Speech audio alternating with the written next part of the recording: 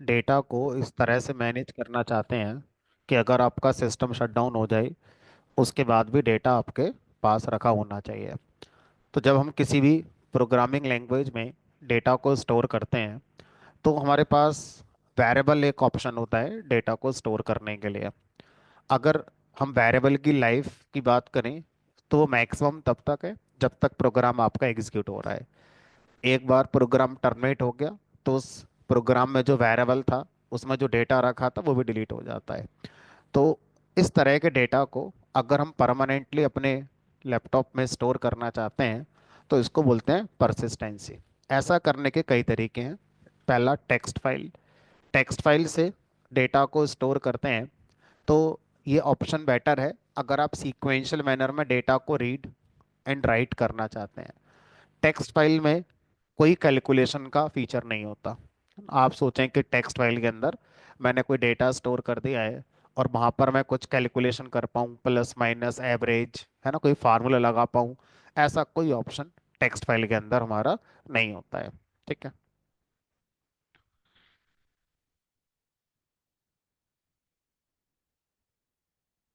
और इसकी वजह शायद यही है कि जब डेटा सीक्वेंशियल है उसमें कोई स्ट्रक्चर्ड ही नहीं है तो एवरेज किस बात का निकाल दें, कितनी वैल्यू का निकाल दें। डेटा तो स्कैटर्ड है, क्या पता किसका निकालना है किसका नहीं निकालना है। ठीक है।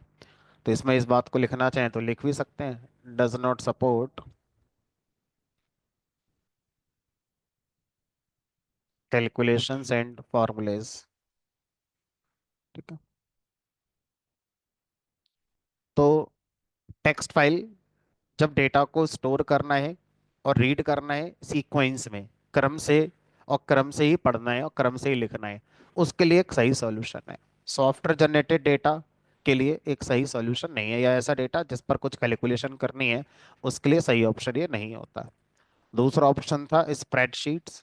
स्प्रेडशीट जैसे एक्सेल हो गया या गूगल की शीट हो गई, तो स्ट्रक्चर डेटा के लिए ये एक अच्छा ऑप्शन होता है ना। इसमें आप डे टू डे जो कैलकुलेशन है वो परफॉर्म कर सकते हैं, सम निकालना, एवरेज निकालना, है ना, या और भी कैलकुलेशन। और आप चाहें तो अपने कस्टम फार्मूले भी एक्सेल के अंदर डिफाइन कर सकते हैं। इसके साथ कुछ लिमिटेशंस हैं, जैसे एक एक्सेल की शीट में 1 मिलियन रोज अराउंड आ सकते हैं, 10 लाख रोज अराउंड आ सकते हैं। और इतना ह्यूज अमाउंट ऑफ डेटा को अगर हम स्टोर करते हैं एक्सेल के अंदर तो ये काफ़ी स्लो हमारा हो जाता है। तो जो एग्जीक्यूशन है ये हमारा काफ़ी स्लो हो जाता है अगर इस डेटा पर हम कुछ कैलकुलेशन करें। दूसरी प्रॉब्लम बताई, इसमें हेडर एक्सप्लिसिट आप बनाएंगे ऐसा कोई रूल नहीं है। एक्सेल शीट में आप पहली रो से ही अपना डेटा लिखना शुरू कर दीजिए, कॉलम का हेडर बनाने की कोई ज़रूरत नहीं होती, default header A B C D बनकर आते ही हैं। ठीक है। डेटा वैलिडेशन को आसानी से पास कर सकते हैं। इनिशियल लेवल पर एक्सेल में डेटा वैलिडेशन होता ही नहीं है। आप एक्सेल शीट पे डेटा लिखो, कोई कॉलम आप अपना बना रहे हो, मान लीजिए इस कॉलम में आपने अपना बैलेंस स्टोर करना है, तो किसी का बैलेंस 4,000 है, किसी का बैलेंस 5,000 है, किसी का बैलेंस ABC है, तो ये अलाउड है। क्योंकि एक्सेल को नहीं पता इस कॉलम की सारी वैल्यू न्यूमेरिक होनी चाहिए या अल्फ़ाबेट होने चाहिए। आप किसी भी कॉलम में किसी भी टाइप की वैल्यू को स्टोर कर सकते हैं। ठीक है। उसके बाद अगर हम यहाँ वैलिडेशन लगाते भी हैं, एक्सेल के अंदर फीचर होता है कि आप अपने कॉलम पर वैलिडेशन लगा सकते हो। इससे क्या होता है, आप उस कॉलम में आने वाली वैल्यू को लिमिट कर सकते हो कि इसी टाइप की आनी चाहिए, मिनिमम इतनी आनी चाहिए, मैक्सिमम इतनी आनी चाहिए, ऐसा आप कर सकते हो। तो उसे बोलते हैं डेटा वैलिडेशन। लेकिन अगर आप मैनुअल जब एंटर करेंगे तो ये वैलिडेशन काम करता रहेगा। और अगर आप कहीं से कंट्रोल V करके लाएंगे तो ये वैलिडेशन आपका फेल हो जाता है, ये काम आपका नहीं करता है। ठीक है। एक्सेल का वैलिडेशन कॉपी पेस्ट पे नहीं चलता है, फिर आपको कॉपी पेस्ट को ही डिसेबल करना पड़ेगा। फिर तो आपको मतलब मैनुअली एंटर करना है। तो ठीक ठाक सॉल्यूशन है स्ट्रक्चर डेटा को मैनेज करने का, अगर आप मैनुअली क्या करना चाहते हैं, एंटर करना चाहते हैं डेटा। ठीक है। एक्सेल शीट में एक और आई गेस प्रॉब्लम होती है।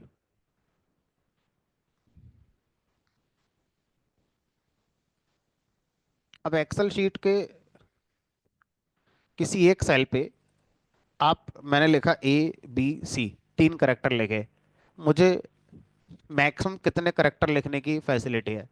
अनलिमिटेड तो नहीं होना चाहिए। 25,000। ठीक है, तो इन्होंने एक आइडिया दिया, बाकी आप चेक कर लेना। लेकिन ये बात ट्रू है कि एक लिमिट होती है कि एक्सेल के एक सेल पे, शीट की बात नहीं कर रहा हूँ, एक सेल पे आप कितने करेक्टर लिख सकते हैं। मान लो मुझे यहाँ पर किसी मूवी की स्टोरी लिखनी है ना, अब मूवी की स्टोरी लिखूंगा तो लिखते लिखते हो सकता है उसमें 25,000 से ज्यादा करेक्टर आ जाए। ठीक है, तो इसका मतलब ये होगा कि वो भी एक हमारे पास क्या है, लिमिटेशन ही जनरली कहलाएगी। जब huge amount of data store करेंगे तो 25,000 से ज़्यादा का ही शायद जरूरत पड़ सकती है ना। बहरहाल, तो ये कुछ एक्सेल की अगर हम देखें तो लिमिटेशंस की बात हो रही है। ठीक है, अगली लिमिटेशन एक्सेल में ये देखी थी हमने कि दो शीट एक्सेल की आपस में हम रिलेट नहीं करा सकते। इसका मतलब एक शीट मैंने ये बनाई, एक शीट मैंने ये बनाई, ये दो शीट है यहाँ पर। अब मैं चाहता हूँ ये दोनों शीट के बीच में हमारा एक रिलेशन क्रिएट हो जाए, तो वो रिलेशन क्रिएट आप नहीं कर सकते। रिलेशन का मतलब है कि हम शीट टू को वन के अकॉर्डिंग कंट्रोल करना चाहते हैं। शीट टू में हम वही डेटा चाहते हैं जो शीट वन में हमारा है। अगर कोई और डेटा शीट टू में आना चाहता है तो मना हो जाए कि आप नहीं आ सकते क्योंकि आपकी एंट्री वहां पर नहीं है। ठीक है, तो इस तरह से हम रिलेशन दो शीट के बीच में नहीं बना सकते हैं। जिसको अगर थोड़ा बहुत टेक्निकल टर्म में बोलूँ तो एक कॉन्सेप्ट होता है जो हम पढ़ेंगे अभी आरडीबीएमएस के अंदर, जिसका नाम है फॉरेन की, है ना। तो फॉरेन की जैसा कोई कॉन्सेप्ट एक्सेल के अंदर नहीं होता है। फॉरेन की का काम होता है दो अलग अलग टेबल को कनेक्ट करना, रिलेट करना। कनेक्ट करना का मतलब है कि आप ये सोचें सर यहाँ पे क्लिक करके वहां चले जाएं, वो तो एक्सेल में पॉसिबल है। शीट पर हाइपरलिंक लगा सकते हो लेकिन आप उनके बीच में डिपेंडेंसी क्रिएट नहीं कर सकते। चलो, बहरहाल, तो ये एक्सेल के कुछ अपने एडवांटेजेस हैं, कुछ अपने कुछ ड्रॉबैक्स भी हैं।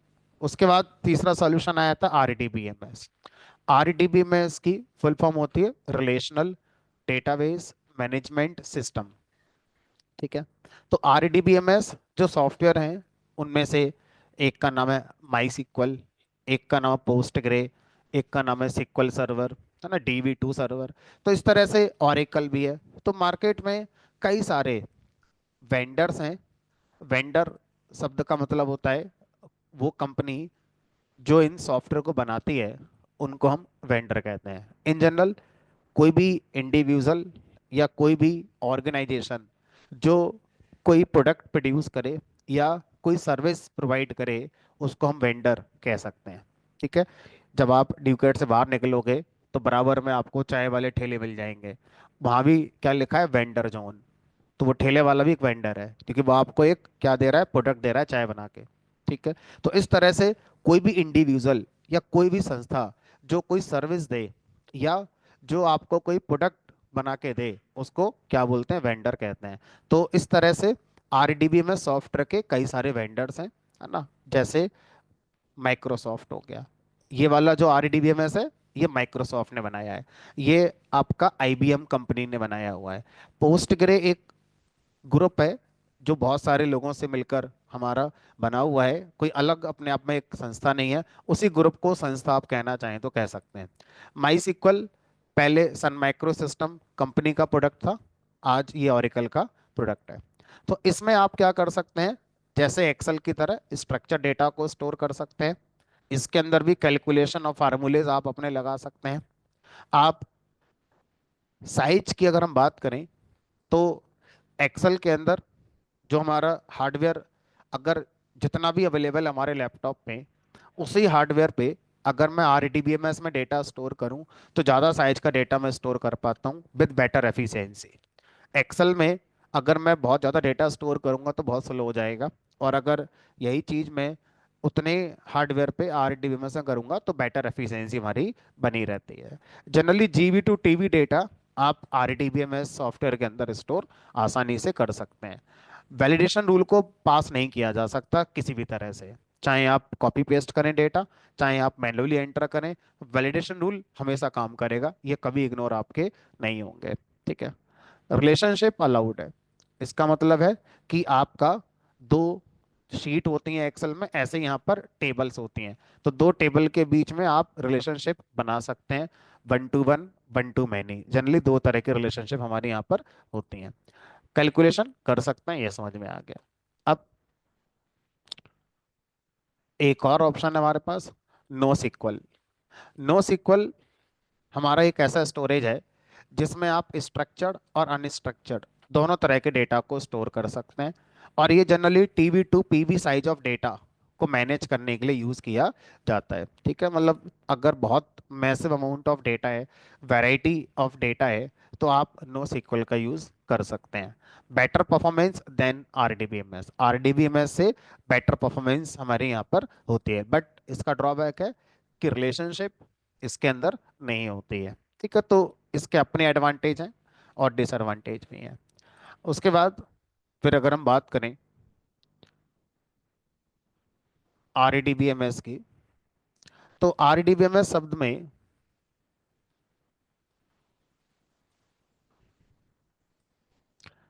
आर को बाद में जोड़ा गया था, पहले सिर्फ डीबीएमएस होता था, आर शब्द बाद में इंट्रोड्यूस किया गया था। क्या इसकी वजह थी, उसको समझने की कोशिश करते हैं। तो इनिशियली जो डीबीएमएस सॉफ्टवेयर हुआ करते थे, डेटाबेस मैनेजमेंट सिस्टम सॉफ्टवेयर जो हुआ करते थे, उसमें क्या होता था, आपका डेटा टेबल की फॉर्म में स्टोर होता था। तो मान लीजिए आपने एक टेबल बनाई, लेट अस सपोज T1, एक टेबल बनाई, लेट अस सपोज T2। इस टेबल के अंदर आपने अपना स्ट्रक्चर फॉर्मेट में डेटा रखा हुआ है, इस टेबल के अंदर आपने अपना डेटा स्ट्रक्चर फॉर्मेट में रखा हुआ है। ठीक है, अब यहाँ पर आप दो टेबल के बीच में रिलेशन क्रिएट नहीं कर सकते थे। जो पहले चलते थे डीबीएमएस सॉफ्टवेयर, इसमें दो टेबल के बीच में रिलेशनशिप को हम यहाँ पर क्रिएट नहीं कर सकते थे, लाइक ए एक्सेल शीट। ठीक है, तो बहुत से लोग फिर पता है क्या कहते हैं, एक्सेल को डीबीएमएस की कैटेगरी में डाल देते हैं फिर, क्योंकि जब स्ट्रक्चर डेटा स्टोर हो और वहां पर रिलेशनशिप मेंटेन ना करी जाए तो फिर वो डीबीएमएस कहलाता है। तो बहुत सारे लोग एक्सेल को इस तरह से डीबीएमएस कह देते हैं। ठीक है, बोलो। अब यहाँ पर जब दो टेबल के बीच में रिलेशनशिप्स क्रिएट करी गई, तो उसी के नाम पर आर लेटर को जोड़ दिया गया, रिलेशनल। तो जो आर शब्द है आरडीबीएमएस में, वो टेबल्स के बीच की रिलेशनशिप को रिप्रेजेंट करता है। इसी के ऊपर इसमें आर लेटर को इंट्रोड्यूस किया गया था। दूसरा एडवांटेज आरडीबीएमएस का, पहला जो डीबीएमएस चला करते थे उनमें एक प्रॉब्लम और होती थी, रिलेशनशिप के अलावा एक और प्रॉब्लम होती थी। वो ये कि मान लीजिए ये आपका एक लैपटॉप है और एक लैपटॉप आपका ये है। अब मान लो यहाँ पर मैंने डीबीएमएस सॉफ्टवेयर इंस्टॉल कर दिया और ये मेरे दोस्त का लैपटॉप है या ये मेरे क्लाइंट का लैपटॉप है। अब वहां पर हम डीबीएमएस को इंस्टॉल नहीं करना चाहते because of security reason, because of hardware dependency reason, n number of reason हो सकते हैं, यहाँ पर मुझे इंस्टॉल नहीं करना है। मैंने बीच में नेटवर्क बना रखा है, एक नेटवर्क बना रखा है।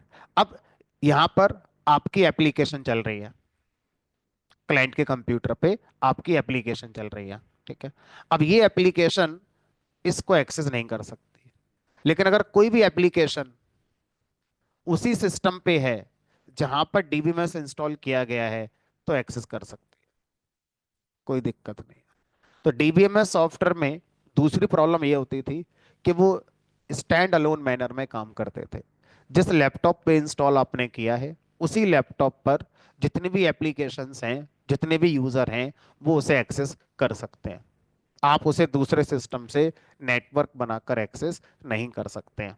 ठीक है, अब यहाँ पे फिर आरडीबीएमएस को जब लाया गया तो उसके अंदर ये वाला फीचर भी ऐड हमारा कर दिया गया। एसक्यूएल से शुरू हुई है, बैठ जाइए। तो अब अगर आपसे कहा जाए ये हमारा सिस्टम है और यहाँ पर ये हमारा आरडीबीएमएस है, तो जो RDBMS है वो ये कहता है कि मैं स्टैंड अलोन एग्जीक्यूट ही नहीं होता। पहले मैं क्या करता हूँ, पहले मैं एक सर्वर क्रिएट करता हूँ और उस सर्वर के अंदर मैं एग्जीक्यूट होता हूँ। अगर कोई भी सॉफ्टवेयर एक सर्वर के एनवायरनमेंट में एग्जीक्यूट होता है तो उसका एडवांटेज यही है कि अब आप उसे नेटवर्किंग में किसी भी सिस्टम से एक्सेस कर सकते हैं। कहीं से भी आप उसको अब एक्सेस कर सकते हैं नेटवर्क बनाकर। अब ये एक्सेस किया जा सकता है, सेम सिस्टम से भी किया जा सकता है और डिफरेंट से भी किया जा सकता है, कोई प्रॉब्लम नहीं है। सेम से करेंगे तो लोकल सर्वर कहलाएगा, दूसरे से करेंगे तो रिमोट सर्वर कहलाएगा। ठीक है। तो इस तरह से डीबीएमएस और आरडीबीएमएस में कई डिफरेंसेस हो सकते हैं ऑन पेपर। प्रैक्टिकली दो डिफरेंसेस इंपॉर्टेंट हैं जिनको हमें जानना था। पहला, डीबीएमएस जो सॉफ्टवेयर हुआ करते थे वो टेबल्स की फॉर्म में स्ट्रक्चर्ड मैनर में डेटा को स्टोर तो करते थे, लेकिन दो टेबल्स के बीच में कभी भी रिलेशनशिप स्टेब्लिश नहीं करते थे। ठीक है, उनमें फॉरेन की जैसा कोई कॉन्सेप्ट नहीं होता था।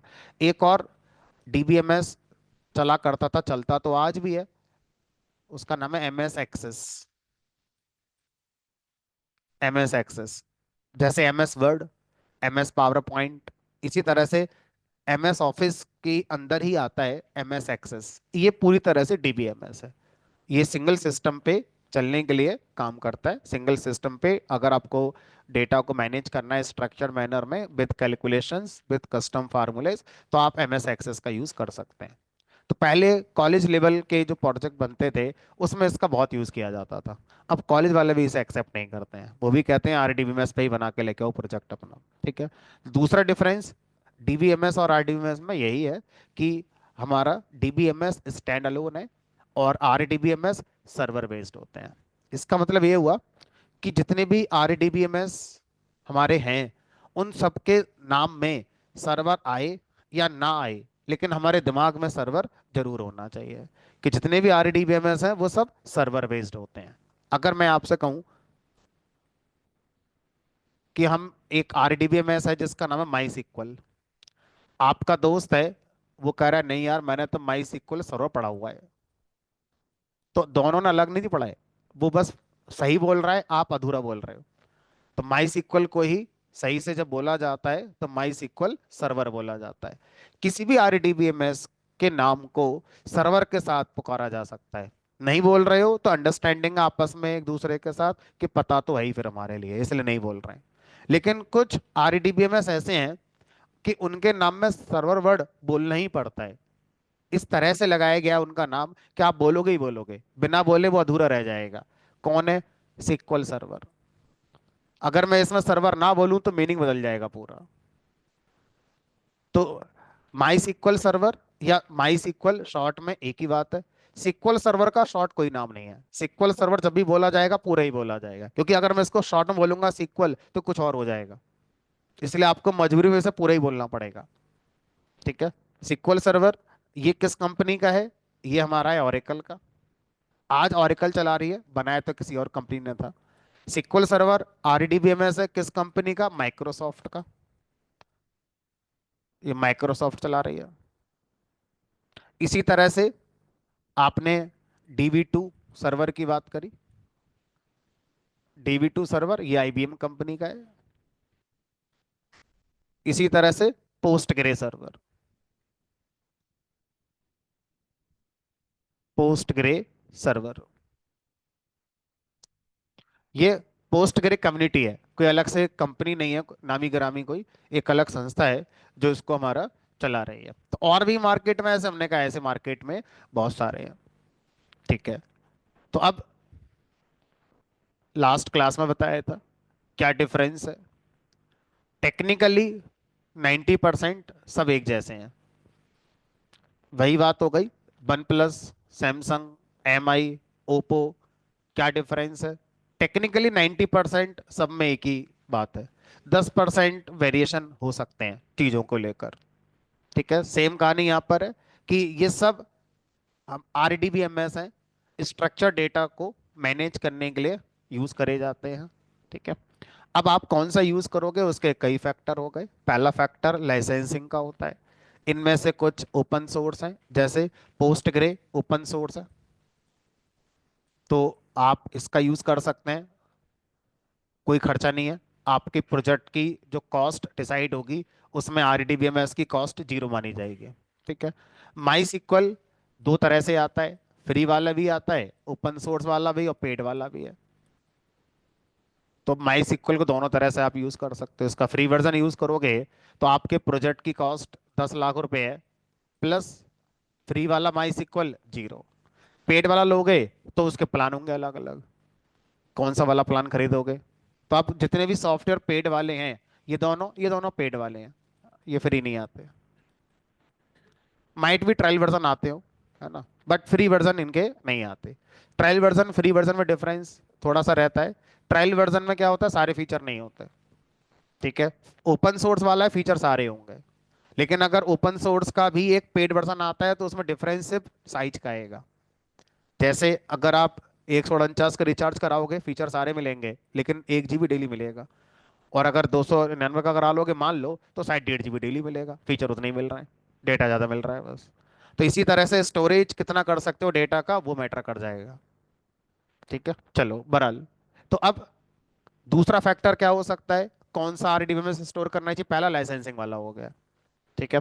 दूसरा फैक्टर होता है मेरे पास रिसोर्सेज कौन से अवेलेबल हैं। मैं अपना प्रोजेक्ट बनाने जा रहा हूँ, मेरी जो टीम है उसमें किस आरडीबीएमएस पे काम करने वाले लोग हैं। अगर मेरी टीम में लोगों को सिक्वल सर्वर आता है तो शायद मैं प्रेफर करूंगा सिक्वल सर्वर लगा लो।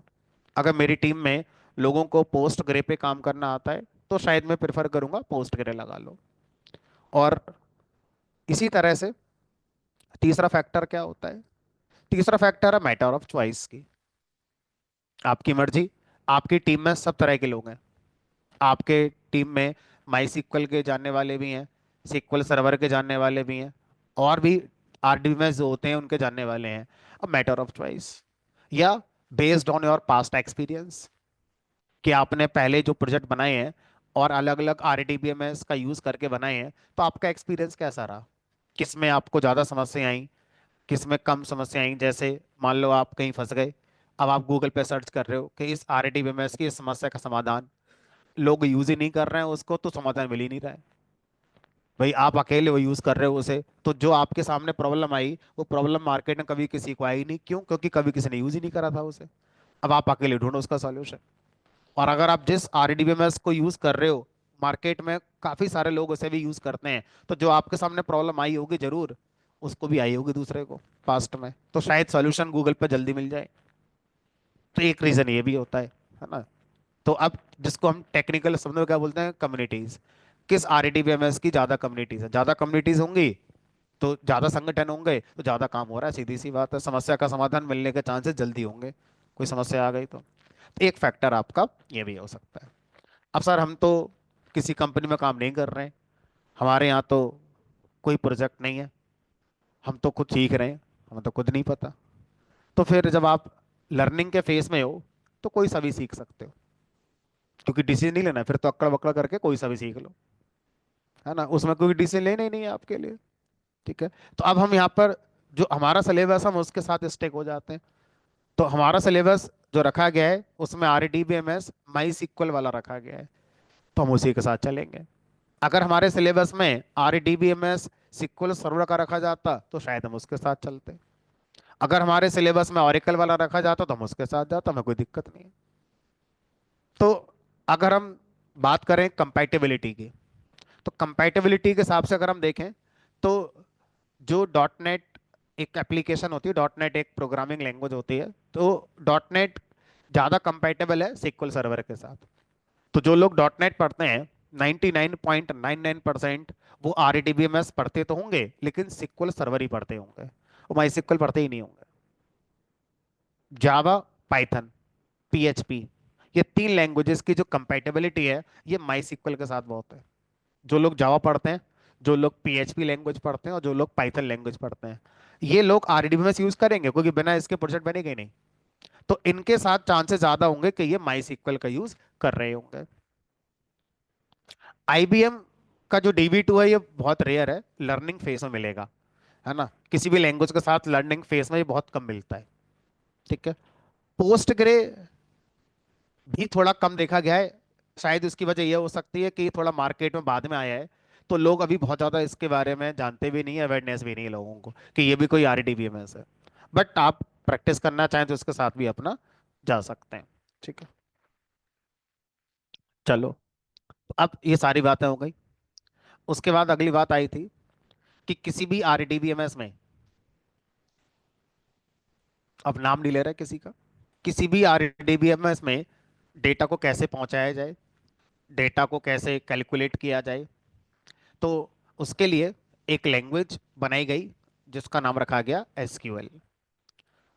SQL लैंग्वेज आपको बताती है कि RDBMS में जो डेटा रखा हुआ है उस पर कैलकुलेशन कैसे होंगे। डेटा रखा हुआ है, बाद में डेटा पहुंचा कैसे, SQL से। जो पहुंच गया है उसको निकालना है SQL से। जो पहुंच गया है उस पर कैलकुलेशन करनी है SQL। तो RDBMS में डेटा पर जितने भी ऑपरेशन होंगे, ऐसा करने के लिए आपको एक लैंग्वेज सीखनी होती है जिसका नाम है SQL।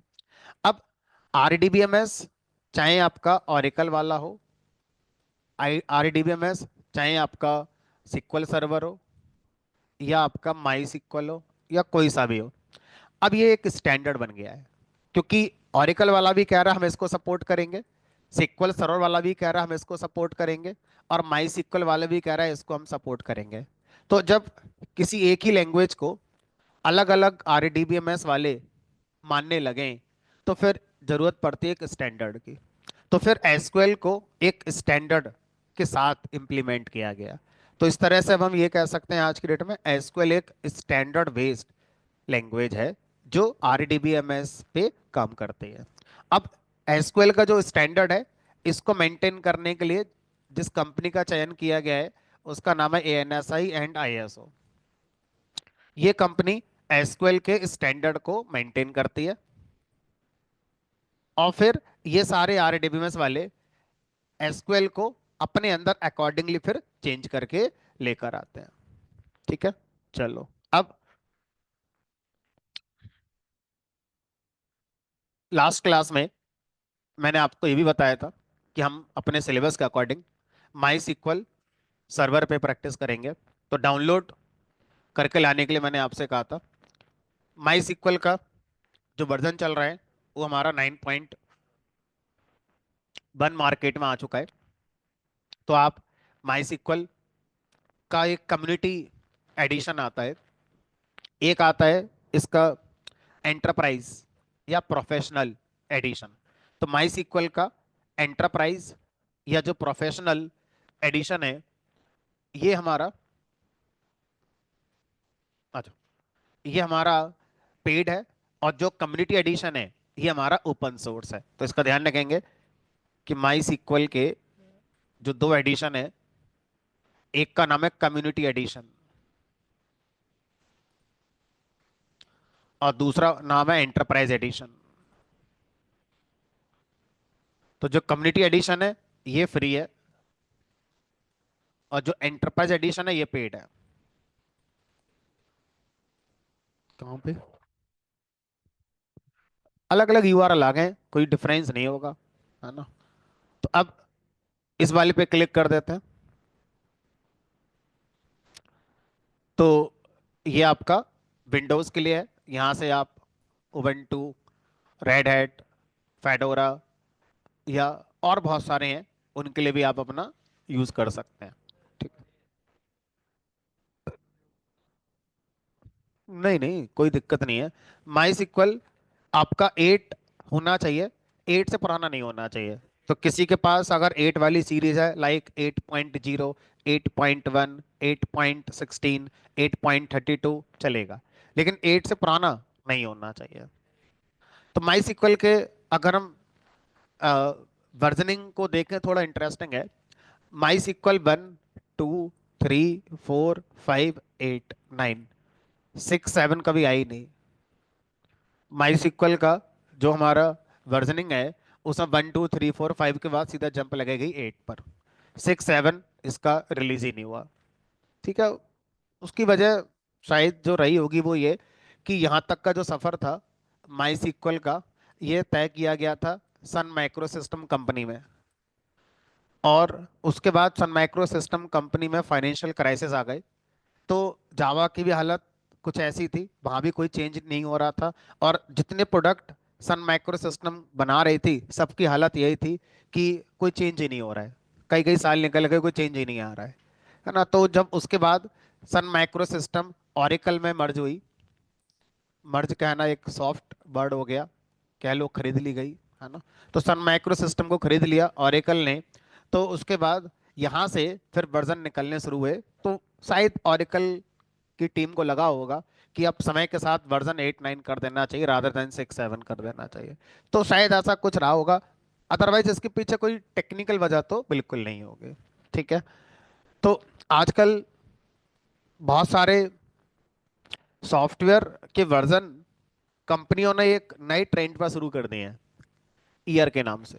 जैसे ईयर चल रहा है 2024, तो वर्जन 2024 याद रखना बड़ा आसान होता है। ठीक है। वर्जन पहले चलते थे 1 2 3 4 5, ईयर चल रहा है 1990 2005, याद करते रहो किस ईयर में कौन सा वर्जन आया था। अभी जो नया ट्रेंड बना है ये अभी पूरी तरह से अडॉप्ट नहीं हुआ है हर जगह, बट कुछ जगह पर आपको ये देखने को मिल जाता है। ईयर वाइज आपका वर्जन चल रहा है, जो ईयर है वही हमारा वर्जन है, बात ही खत्म हो गई।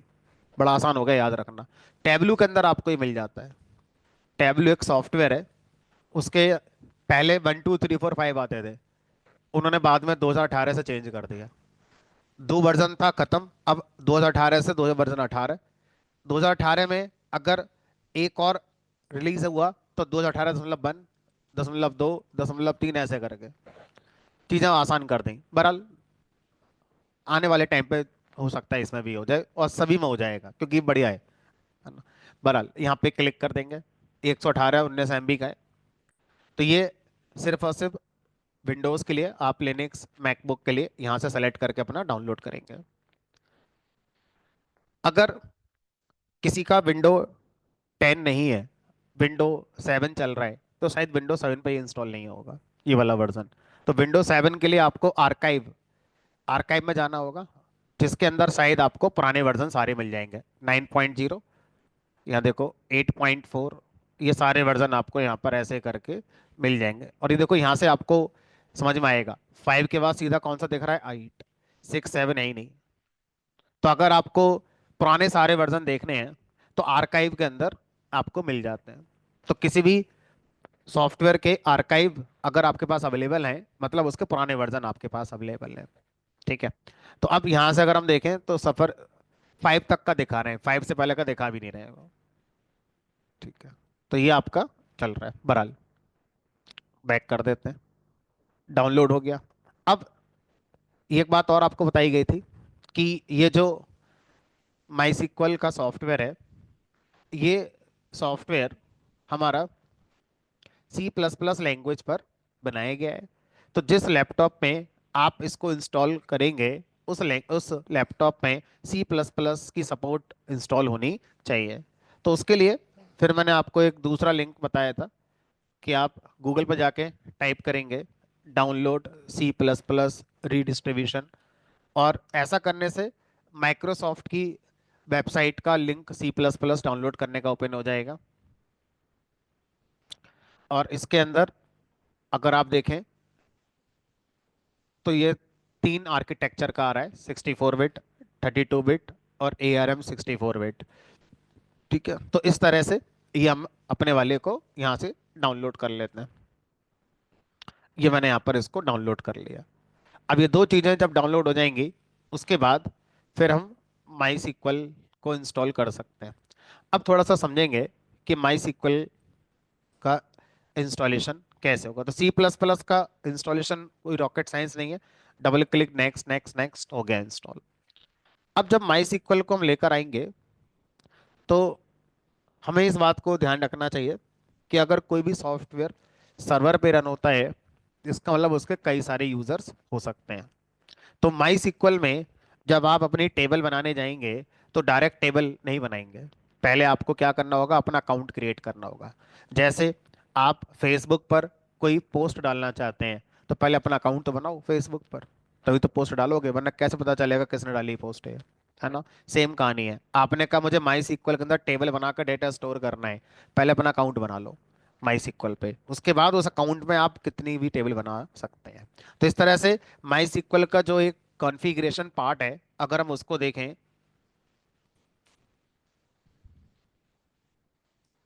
तो माई सीक्वल कॉन्फ़िगरेशन में सबसे पहले यूजर क्रिएट करने होते हैं आपको। तो आप कितने यूजर बना सकते हैं वो आप पे डिपेंड करेगा।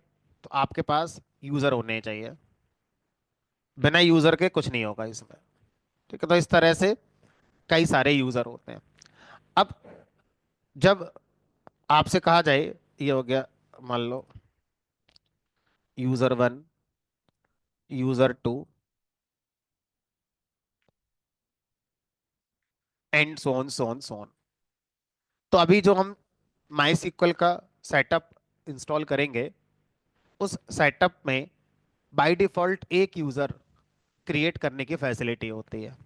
पहले ही इंस्टॉलेशन पर एक यूजर बना दिया जाएगा, एक ही बनाएगा बस। और बनाने हैं तो फिर जो यूजर अभी बनाए वो बाकी यूजर को अपना क्रिएट कर सकता है। ठीक है, तो इस तरह से बाय डिफॉल्ट इंस्टॉलेशन टाइम पर जो यूजर क्रिएट होता है उसका नाम भी आप चेंज नहीं करते हैं, उसका नाम भी फिक्स है, और वो होता है हमारा रूट यूजर। ठीक है, तो ये आपका क्या होता है, डिफॉल्ट होता है। तो माई सिक्वल इंस्टॉलेशन पे डिफॉल्ट यूजर एक क्रिएट हो जाता है, जिसको रूट यूजर के नाम से जाना जाता है। ऑब्वियसली पासवर्ड आपसे पूछेगा जब इंस्टॉल करेंगे, तो कहेगा बताओ क्या पासवर्ड रखना है, यूजर का नाम फिक्स है, वो रूट रहेगा। ठीक है, अब इस तरह से अदर यूजर अपने आप बना लेना बाद में। अब कोई भी यूजर, जब आप अपनी टेबल बनाकर डेटा को स्टोर कर सकता है, तो वहां पर एक चैलेंज आता है कि मान लीजिए मैं कई सारे प्रोजेक्ट पे काम कर रहा हूँ, ये मेरा पहला प्रोजेक्ट है। अब इस प्रोजेक्ट के अंदर जो डेटा मुझे स्टोर करना है उसको मैं टेबल्स में स्टोर करूंगा। तो अब मान लो मैंने यहाँ पर एक टेबल बनाई जिसका नाम कर दिया यूजर। यूजर नाम की मैंने यहाँ पर क्या कर दी, एक टेबल बना दी। ठीक है, अब इस यूजर टेबल के अंदर मैंने जो जो डेटा रखना है अपना डेटा रख लिया। इसमें कितने कॉलम बनाने हैं, कितनी रो रखनी है, अकॉर्डिंगली मैंने डिसाइड कर लिया। अब मैं एक और प्रोजेक्ट पे काम करने लगा। अब कोइंसिडेंटली उस दूसरे प्रोजेक्ट के अंदर भी कई सारी टेबल्स बनी, उनमें से किसी टेबल का नाम यूजर ही हो गया। ऐसा हो सकता है कि टेबल का नाम यूजर। तो अब इस यूजर टेबल में जो डेटा रखा जा रहा है उसमें कितने कॉलम है वो अलग है, इसमें जो डेटा रखा जा रहा है वो अलग है। तो अब ये बताओ, रूट यूजर में अगर मैं दो टेबल बना दूं और दोनों टेबल सेम नेम की हूं, तो ये कैसे हो सकता है, ये तो हो ही नहीं सकता। एक यूजर में एक टेबल एक नाम से बना दी गई है, अब उसी नाम की टेबल अगर दूसरे प्रोजेक्ट में रिक्वायर्ड है तो आप नहीं बना सकते। तो सर ऐसे तो फिर एक यूजर एक ही प्रोजेक्ट पे काम कर पाएगा, क्योंकि डर लगा रहेगा कि अगर दूसरा प्रोजेक्ट मैं बनाऊंगा और उस प्रोजेक्ट में भी इसी नाम की टेबल बनानी पड़ेगी तो बनेगी नहीं, अगर बन गई तो पहले वाले की बेकार हो जाएगी फिर। तो यहां पर एक सोल्यूशन निकाला गया। सोल्यूशन ये निकाला गया कि यूजर डायरेक्ट टेबल नहीं बनाएगा। यूजर पहले क्या करेगा, अपने अंदर डेटाबेस क्रिएट करेगा। तो एक कॉन्सेप्ट आया डेटाबेस का। डेटाबेस एक बनाए, डेटाबेस दो बनाए, तीन बनाए, कितने ही बनाए, कोई मना नहीं है।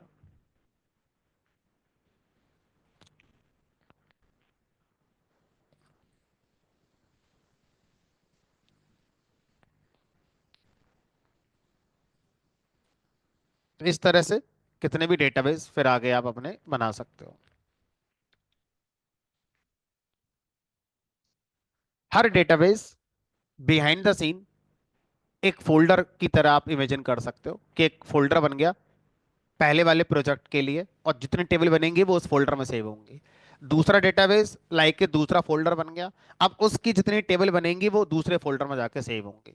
तो इस, नहीं, दो डेटाबेस सेम नेम के नहीं हो सकते, डेटाबेस का नाम अलग अलग रखना पड़ेगा। एक डेटाबेस में हजारों टेबल हो सकती हैं, दूसरी डेटाबेस में हजारों टेबल हो सकती हैं सेम नेम की, बट डेटाबेस का नेम कभी सेम नहीं हो सकते।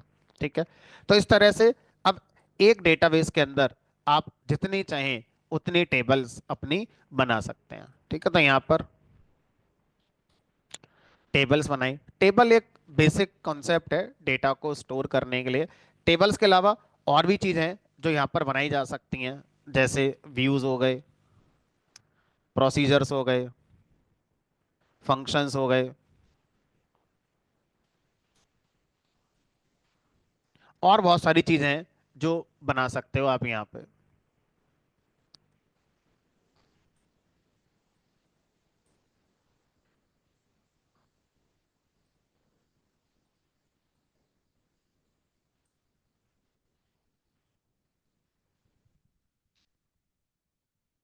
अब इनसे क्या होता है वो सब जब पढ़ेंगे तब सबका नंबर आ जाएगा कि किससे क्या होता है। ठीक है।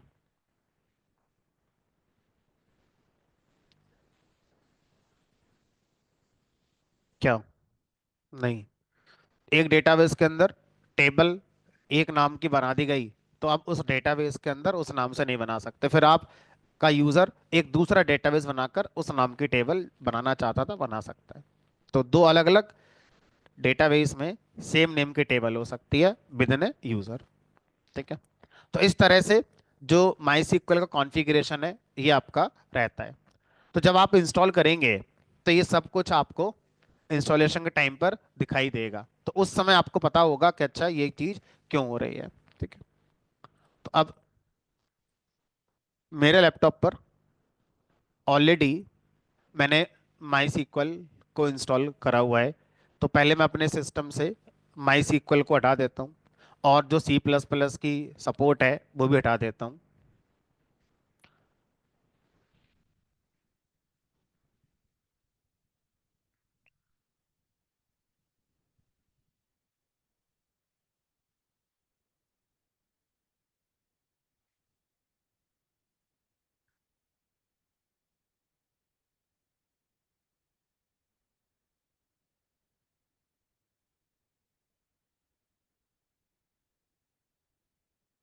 तो यूजर सेम नेम के नहीं हो सकते।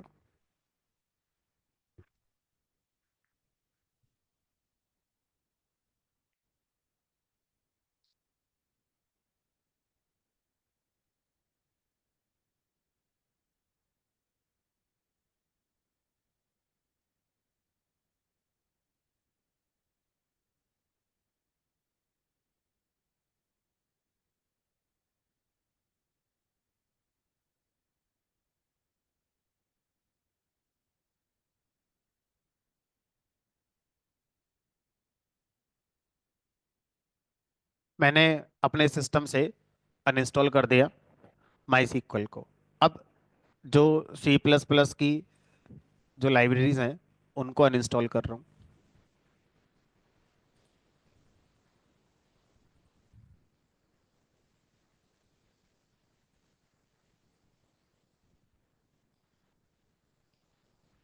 अब मेरे सिस्टम में ना माई SQL है ना C++ है। ठीक है। अब जो अभी हम नया वर्जन लेकर आए हैं इसको मैं इंस्टॉल करता हूँ।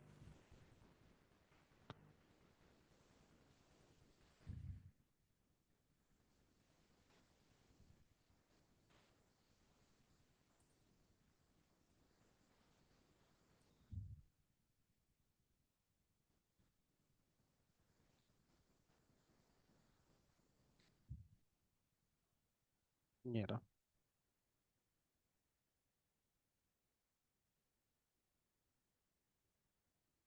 अब कुछ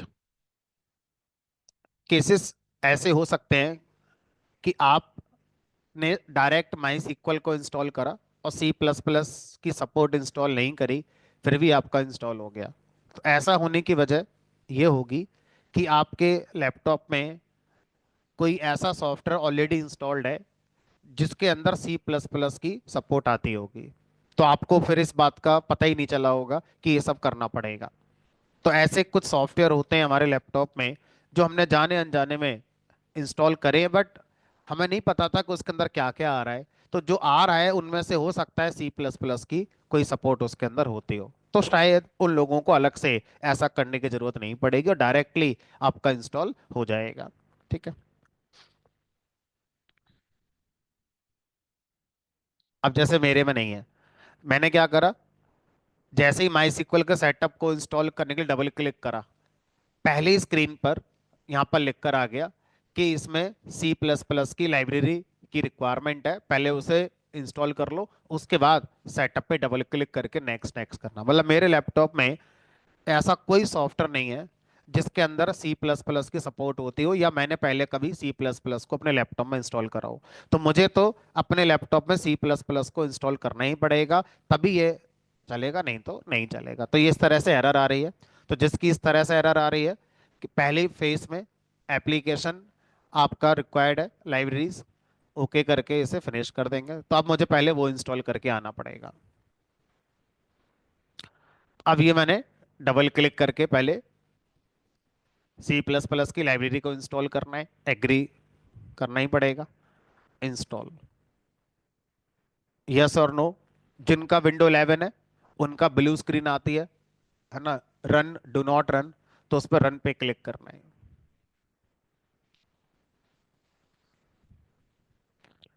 चलो, अब ये कह रहा है you must restart your computer before you can use the software.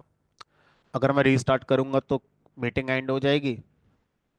चलो देखते हैं कि ये करने देगा कि नहीं, वरना फिर मजबूरी है, करना ही पड़ेगा। हम्म, चलो क्लोज कर देते हैं। अभी फिलहाल रीस्टार्ट नहीं करा, देखते हैं अगर इफेक्ट आता है तो ठीक है, अगर नहीं आता है तो सिस्टम रीस्टार्ट करेंगे, आपको दोबारा ज्वाइन करना पड़ेगा सबको, ठीक है। हम्म, चलो डबल क्लिक करते हैं इस पे। फिलहाल इफेक्ट तो आ गया है, वो बस कह ही रहा था कि अगर ना आया हो तो रीस्टार्ट कर लेना। तो इसका मतलब है कि किसी भी सॉफ्टवेयर को इंस्टॉल करने के बाद रीस्टार्ट माइट भी करना पड़े, माइट भी ना करना पड़े, तो उन्होंने सेफ साइड लिख दिया, कर लेना। बट फिलहाल तो मुझे ऐसा लग रहा है कि हाँ चल तो रही है। फिर नेक्स्ट पे क्लिक करेंगे। मेरे साथ साथ करो, जिनके लैपटॉप में इंस्टॉल्ड नहीं है और करना चाहते हैं तो मेरे साथ साथ करो। अब जिन्होंने पहले कर लिया है एक बार देख लो, जैसे मैंने करा, जो कर रहा हूँ आपने वैसे ही करा है, ठीक है। पहचान क्या होगी कि सही से इंस्टॉल हो गया नहीं हो गया। और जिन्होंने नहीं करा है और उनके पास है तो मेरे साथ साथ करेंगे।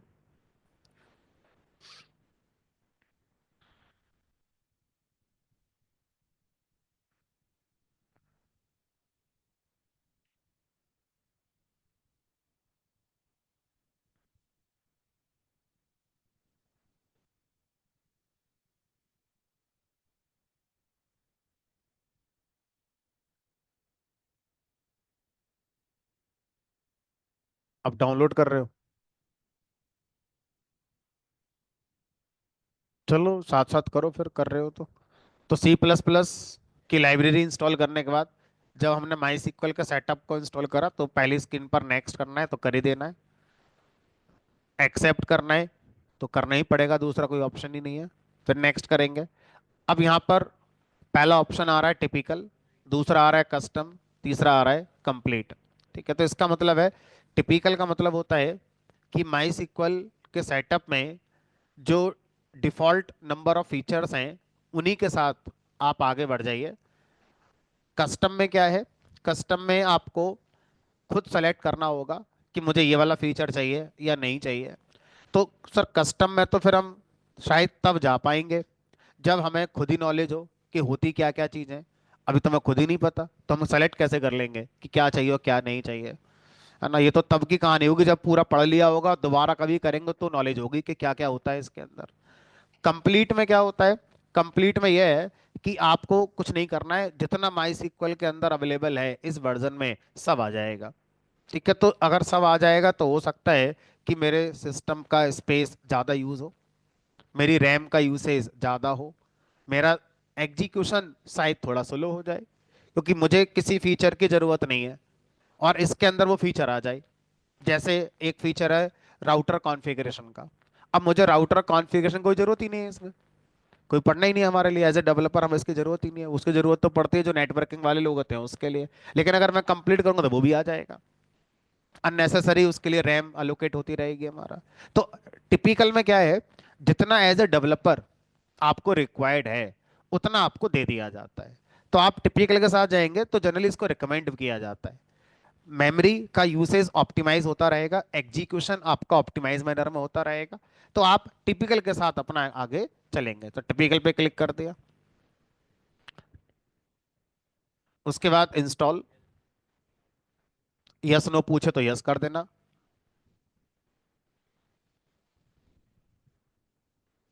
अब देखो यहाँ लिख कर आ रहा है इंस्टॉलिंग माई सिक्वल सर्वर, ऊपर देखो टाइटल बार पे सर्वर लिख कर आ रहा है।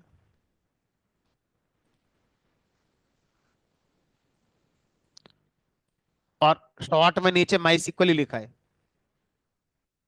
तो माई सिक्वल सर्वर एक ही बात है, अलग अलग बात नहीं है।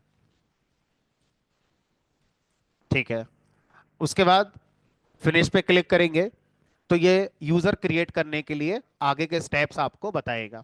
अभी तो कोई यूजर का स्टेप नहीं आया है, लेकिन जैसे ही आप फिनिश पे क्लिक करेंगे फिर यस नो यस करेंगे।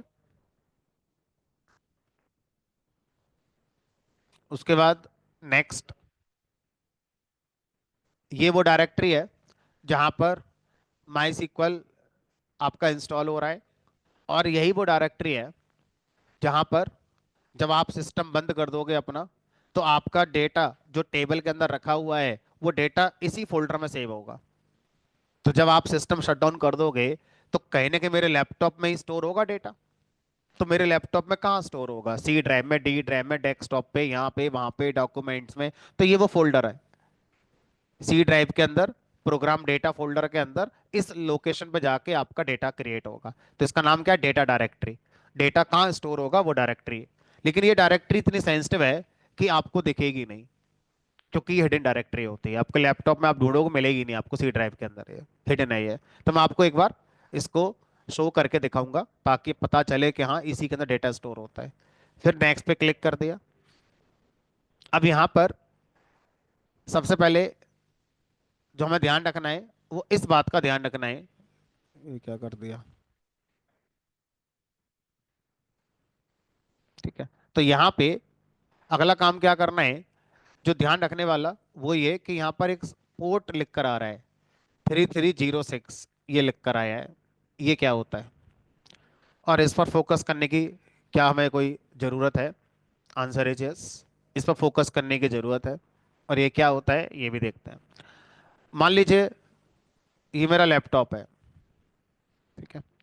अब इस लैपटॉप में ऑलरेडी मेरा माई सिक्वल इंस्टॉल्ड था 8 वर्जन वाला।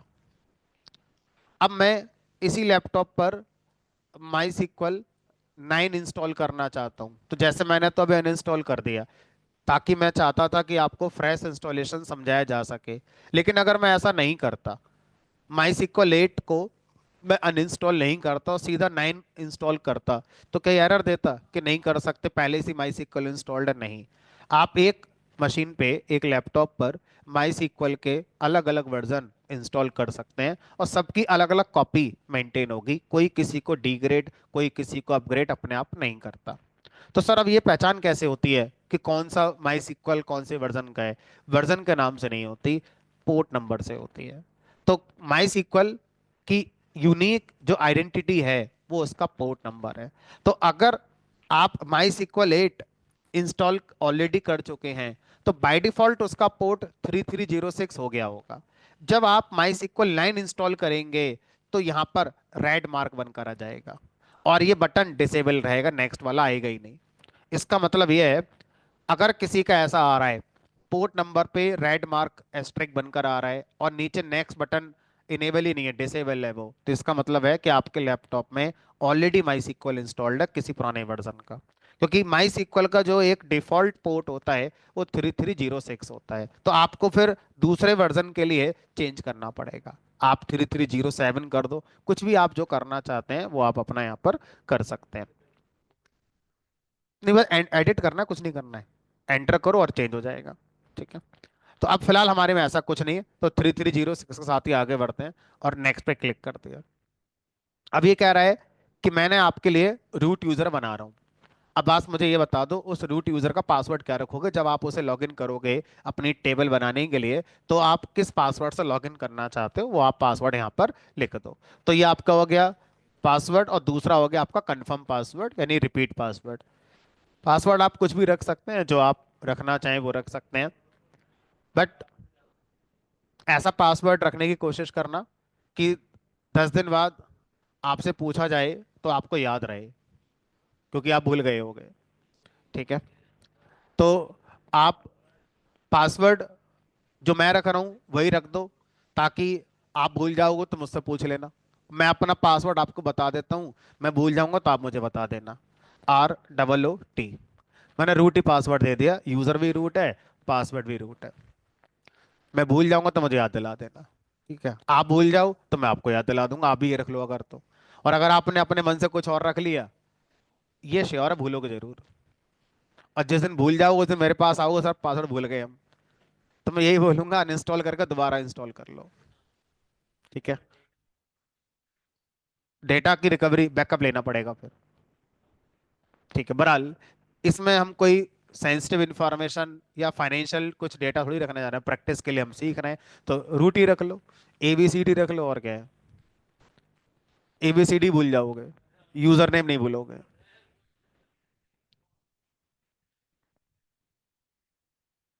इतनी देर में आप अनइंस्टॉल करके दोबारा इंस्टॉल कर लोगे। बहरहाल अब हमने यूजर नेम दे दिया, पासवर्ड दे दिया, नेक्स्ट पे क्लिक करा। उसके बाद फिर नेक्स्ट, मतलब कहीं कोई चेंज नहीं करना है, फिर नेक्स्ट पे क्लिक करेंगे।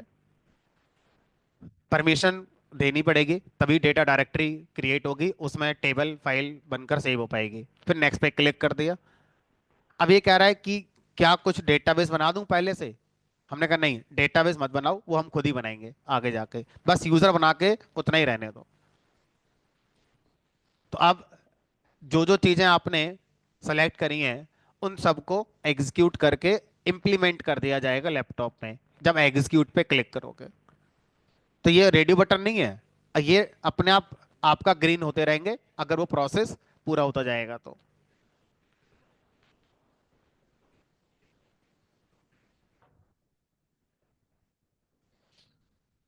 अब देखो किन किन लोगों के में क्या क्या समस्याएं आ सकती हैं। जो लोग ऑफिस जाते हैं, उनके ऑफिस का लैपटॉप है, तो उनके IT डिपार्टमेंट में उन्होंने वहां पर परमिशन दे रखी होगी कि आप कोई सॉफ्टवेयर इंस्टॉल ही नहीं कर सकते। तो वो लोग इंस्टॉल ही नहीं कर पाएंगे। उसका एक ही तरीका होगा, आप अपने जो IT डिपार्टमेंट के जो बंदे हैं उन्हीं से बोलना कि मुझे ये सॉफ्टवेयर इंस्टॉल करना, वो करके दे देगा आपके लिए। जब तक आप वो परमिशन नहीं होंगी, आप सबको सही कर रहे हैं, इंस्टॉल ही नहीं होगा।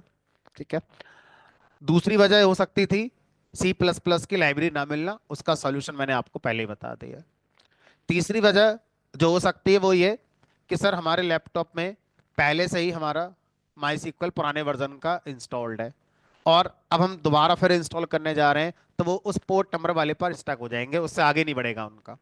ठीक है, तो लगभग जो अब तक मैंने एक्सपीरियंस लिया है आप लोगों से, लास्ट बैचेस से, वो यही लिया है। अगर किसी की कोई और समस्या हो तो मुझसे पूछ लेना। चलो, तो एक बार पहले पूरा प्रोसेस मैं समझा देता हूँ, उसके बाद जिन जिन का नहीं हो रहा है कोशिश करते हैं समझने की कि क्या वजह रही होगी, क्यों नहीं हो रहा है। अब ये हमने यहाँ पर इंस्टॉल कर लिया। इंस्टॉल करने के बाद कैसे चेक करें कि हमारा माई सीक्वल इंस्टॉल हो गया है या नहीं हो गया है? अच्छा, इस बात का ध्यान रखेंगे कि मैंने आपको ये जो सारे स्टेप्स, कॉन्फ़िगरेशन, ये सारी बातें जो बताई हैं, ये विंडोज़ सिस्टम के लिए बताई हैं, क्योंकि विंडोज़ में सेटअप इंस्टॉल करने का जो तरीका है वो अलग है। अगर आप मैकबुक चलाते हो या आप अदर प्लेटफॉर्म पे काम करते हो, तो माइट भी उनके जो स्टेप्स हैं इंस्टॉलेशन के वो अलग हो सकते हैं। ठीक है, तो मैकबुक में, लिनक्स में ये ऐसा हो सकता है, अगर किसी का होगा तो एक बार देखेंगे कैसे उसको सॉल्व किया जा सकता है। फिलहाल जो विंडोज़ सिस्टम के साथ चल रहे हैं, जैसे मेरा विंडोज़ है, एक बार उनके लिए पहले कंप्लीट कर लेते हैं, फिर आगे बढ़ेंगे। तो अब मेरे सिस्टम पे माई सीक्वल हमारा इंस्टॉल हो चुका है। तो अब कहाँ लिखोगे, क्या लिखें? हमने कहा आप एसक्यूएल लैंग्वेज कैसे पढ़ते हो? हमने कहा किसी भी लैंग्वेज को लिख कर ही पढ़ा जाता है, उसमें कुछ लिखना होता है, जो लिखा होता है उसको एग्जीक्यूट करना होता है, फिर जो एग्जीक्यूट होता है उससे कुछ एक्शन होता है। यही तो लैंग्वेज का यूज है, और क्या है? लैंग्वेज में आप ऐसा तो नहीं बोलोगे, आई अब तो एआई का जमाना है, अब तो ये भी होने लगा है, आप बोलो लिख जाएगा।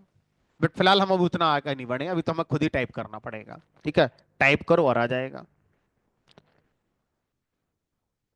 पहले जिनका सही हो रहा है पूरा प्रोसेस एक बार समझा देते हैं, फिर जिन जिन का नहीं हो रहा है उनका देखेंगे। ठीक है, जब सबके लैपटॉप में इंस्टॉल हो जाएगा तभी आगे बढ़ेंगे, बिना सबके इंस्टॉल करे आगे नहीं बढ़ेंगे। ठीक है, तो अब यहाँ पे हमारे पास माई एसक्यूएल के अंदर एडिटर्स आते हैं। जैसे पाइथन लैंग्वेज के एडिटर्स, आइडल आपने सुन रखा था, वीएस कोड आपने सुन रखा था, जुपिटर भी शायद किसने सुन रखा है, किसने स्पाइडर के बारे में सुन रखा है। तो ये सब क्या है, ये सब पाइथन के एडिटर्स हैं, सब पे कोड लिखते हो। बस डिफरेंस आता है एक्सपीरियंस का, किसी में आपको आसान लगता है, किसी में थोड़ा ज्यादा लिखना पड़ता है, किसी में कम लिखना पड़ता है, किसी में कलर आ जाते हैं, किसी में ब्लैक एंड व्हाइट रहता है, ऐसा कुछ वहां पर रहता है। इसी तरह से माई सिक्वल के भी दो एडिटर्स आते हैं। पहला एडिटर हमारा आता है, और ये एडिटर का काम क्या है, जो एसक्यूएल लैंग्वेज में आपको कुछ लिखना होगा उसको लिखने के एडिटर होंगे। ठीक है, तो पहला एडिटर आता है हमारा जिसको बोलते हैं कमांड लाइन एडिटर,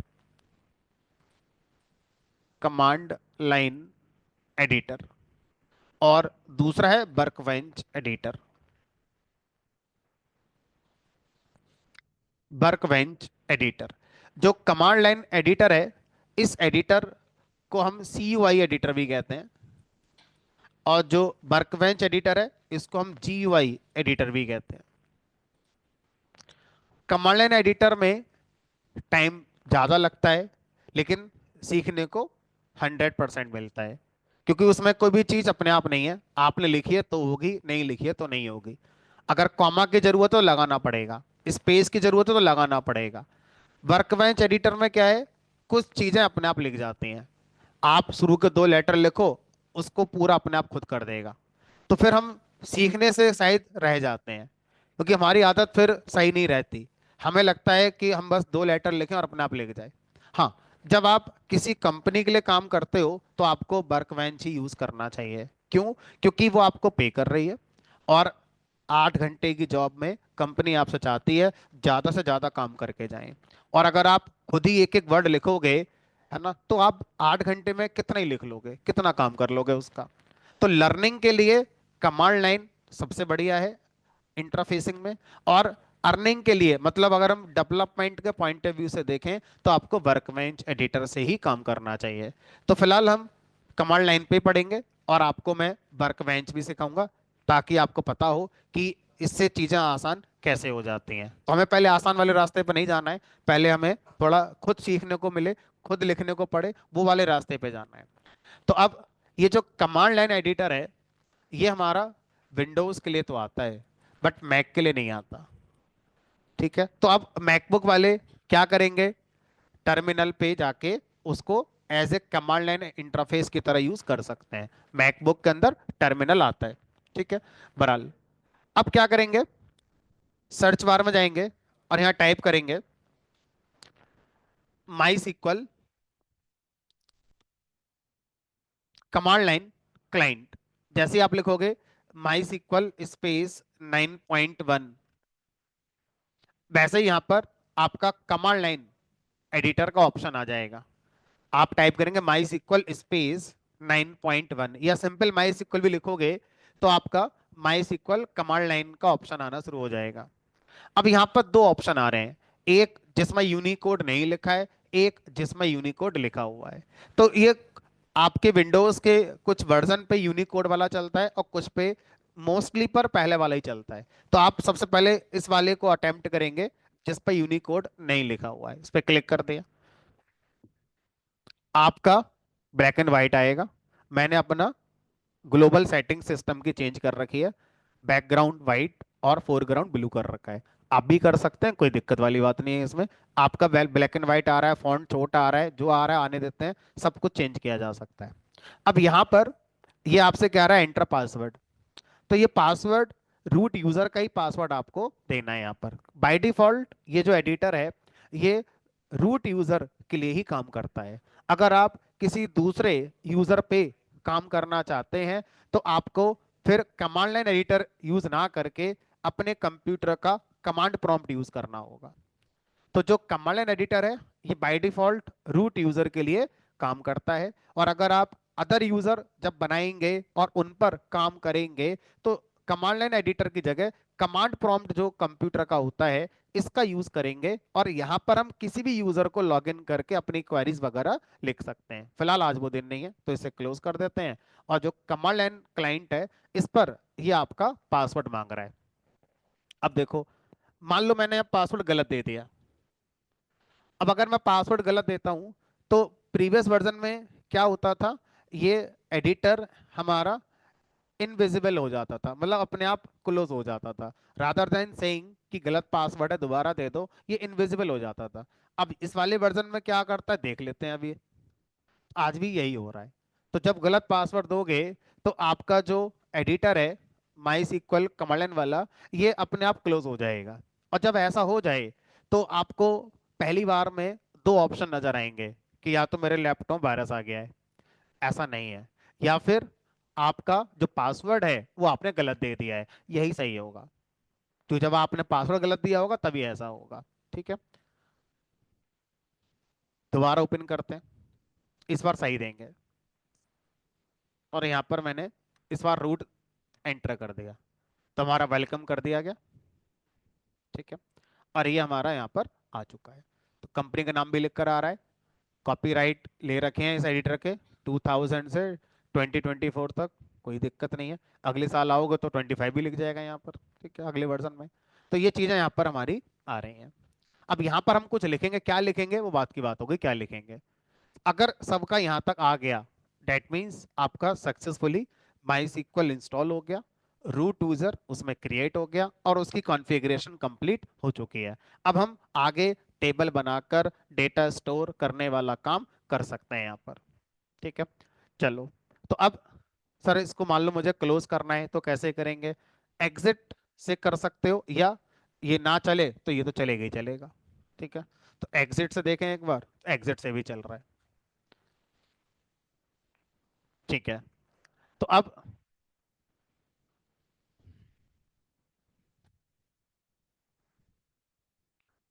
ऑनलाइन जिन लोगों ने इंस्टॉल करा है और उनका नहीं हुआ है तो एक बार मुझे बता दें। और जिन लोगों का हो गया है एक बार चैट बॉक्स में लिख दें कंफर्मेशन, ताकि मुझे आइडिया लगे कि कितने लोगों का हो गया है।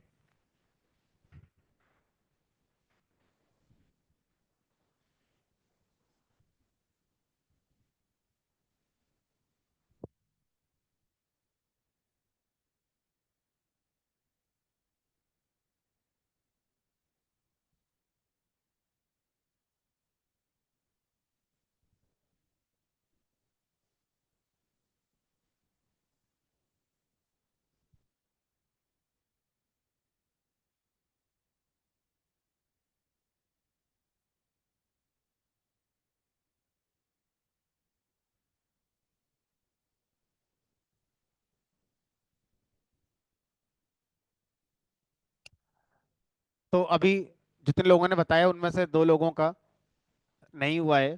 तो जिनका नहीं हुआ है उसकी वजह, पहली कि सर अभी हो रहा है इसलिए नहीं हुआ है। दूसरी वजह कि सर कोई एरर आई है।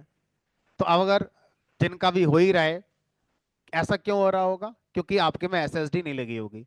जिन लोगों के लैपटॉप में एसएसडी नहीं लगी होगी उनका टाइम लगेगा, उनका भी हो ही रहा होगा, उनका प्रोसेसिंग बार अभी चल ही रहा होगा। जिनके में एसएसडी लगी हुई है उनका अब तक हो गया होगा, तो वो लोग वेट करें। अच्छा, जिनका सब कुछ होने के बाद कोई एरर आई इसलिए नहीं हुआ, तो मुझे एक बार वो एरर बताओ, क्योंकि नहीं हुआ का से पता नहीं चलेगा कि क्या वजह रही होगी। कोई वजह जानने के लिए मुझे ये भी जानना होगा कि क्या एरर आई थी, किस स्क्रीन पर आप स्टक हुए थे।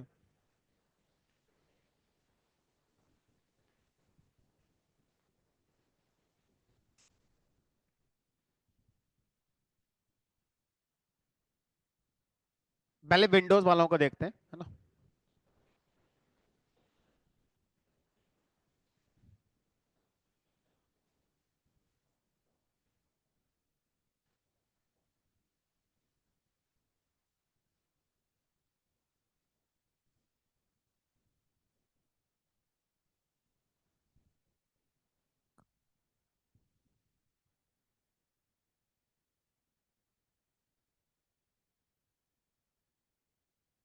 भाई ऑनलाइन अभी 31 लोग हैं, एक में हो गया, 30 लोग हैं, तो 30 में से 12 लोगों का कंफर्मेशन आया है, क्या हो गया कि नहीं हो गया।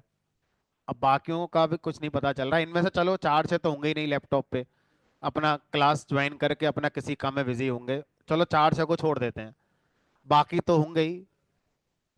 अच्छा, इनमें से 2-4 मोबाइल से क्लास ले रहे होंगे, तो भी लैपटॉप चलाएंगे वो, तो 2-4-5 मिनट चलो उनको भी दे देते हैं।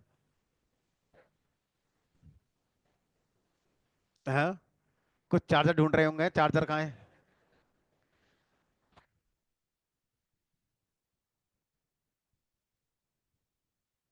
चलो,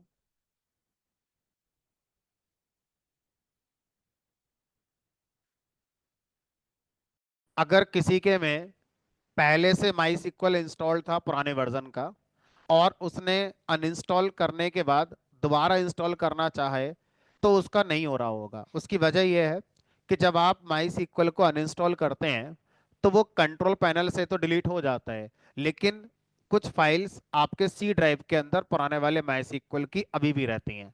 और जब आप नया वाला इंस्टॉल करते हैं, तो वो उन फाइलों के साथ कॉन्फ्लिक्ट करता है, और फिर वो नया वाला इंस्टॉल नहीं हो पाता है। तो इसीलिए जो पुराने इंस्टॉल अनइंस्टॉल करें, मेक श्योर पहले वो सी ड्राइव से माई सीक्वल को 2-3 जगह से डिलीट करना पड़ता है मैन्युअली। एक प्रोग्राम डेटा फोल्डर से करना पड़ेगा, एक प्रोग्राम फाइल्स फोल्डर से करना पड़ेगा। दोनों जगह माई सीक्वल फोल्डर क्रिएटेड होता है, उनको डिलीट करना होगा। प्रोग्राम फाइल से तो आप कर लेंगे क्योंकि वो दिखेगा, बट प्रोग्राम डेटा फोल्डर, वो फोल्डर ही नहीं मिलेगा आपको। तो पहले आपको अपना व्यू ऑप्शन पे जाके शो ऑप्शन करना पड़ेगा, तब आपको प्रोग्राम डेटा फोल्डर दिखेगा, फिर प्रोग्राम डेटा के अंदर आपको माई सिक्वल मिलेगा। तो जिन्होंने अनइंस्टॉल करके दोबारा इंस्टॉल कराए, अगर उनकी प्रॉब्लम आ रही है, एक एक करके ले आए, मैं इनका सही कर देता हूँ।